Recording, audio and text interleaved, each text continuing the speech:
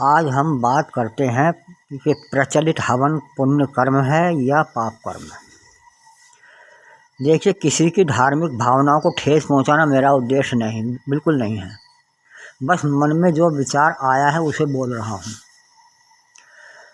यूँ तो धर्म के विषय में जो मेरी मान्यता है उसके विपरीत यदि कोई कहता है तो वो भी मेरी धार्मिक भावनाओं को ठेस पहुंचाना ही होगा, किंतु मुझे उसमें कोई द्वेष या वैरभाव नहीं है।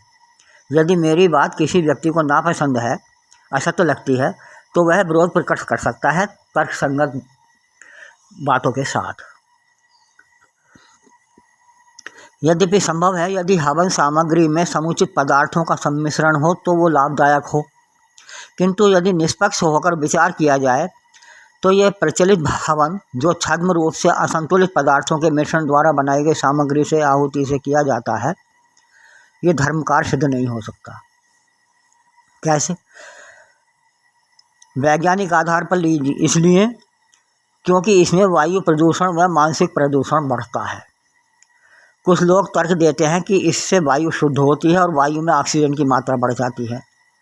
यह बात समझ से परे लगती है, क्योंकि व्यवहार में देखा जाता है कि हो रहे हवन के धुएं के पास बैठने पर सांस लेने में परेशानी होती है। यदि ऑक्सीजन बढ़ने वाली बात मान ली जाए और दमे के किसी मरीज को वहां बैठा दिया जाए तो लगता है उसकी मृत्यु हुई हो जाएगी।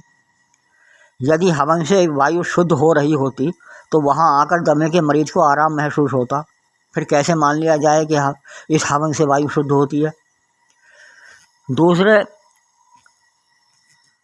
उसमें यदि गीले पेड़ों की लकड़ी जलाई जाती है, गीले पेड़ों की लकड़ी सुखा कर जलाई जाती है, तो ये भी प्रदूषण ही हुआ एक तरह से। अगली बात यह है कि मानसिक प्रदूषण बढ़ने की जो बात है, इसके लिए मैं बताता हूँ। आज अधिकतर ऐसा है कि जो भी व्यक्ति हवन करवाता है, अर्थात यज्ञ का यजमान होता है, हवन द्वारा पाप मुक्त होने की मान्यता के होते वो भी मान लेता है कि मैंने हवन यज्ञ करवा दिया है, अब मैं किए गए सभी पापों से मुक्त हो गया हूँ, और इस तरह वह व्यक्ति फिर पाप करने के लिए फ्रेश हो जाता है। पौराणिकों के लिए मैं ये विशेष रूप से कह रहा हूँ। वह फिर नए सिरे से पाप कर्म करने को तत्पर हो जाता है कि बाद में फिर से यज्ञ हवन करा दूंगा तो पाप मुक्त हो जाऊंगा। और इसीलिए मैं जितने भी यज्ञ हवन करने वालों से परिचित हूँ, उनमें एक भी व्यक्ति ऐसा नहीं है जो नीतिवान हो गया हो, अर्थात जो अनैतिक कर्म ना करता हो। तो ये रही मानसिक आधार पर प्रदूषण बढ़ने की बात। अब आते हैं धार्मिक आधार पर। यज्ञ हवन में प्रयुक्त होने वाली वस्तुओं में लकड़ी के अतिरिक्त दूध, दही, घी, शहद आदि पदार्थ भी प्रयोग में लाए जाते हैं।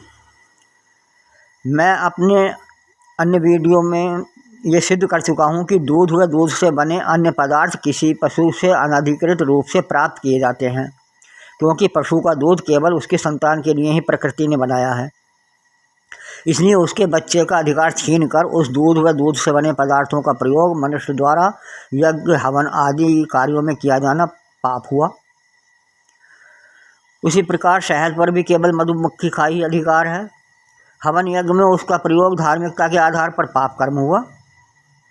अब पाठक श्रोता स्वयं निर्णय कर सकते हैं कि क्या आधुनिक प्रचलित यज्ञ हवन धार्मिक कृत्य है।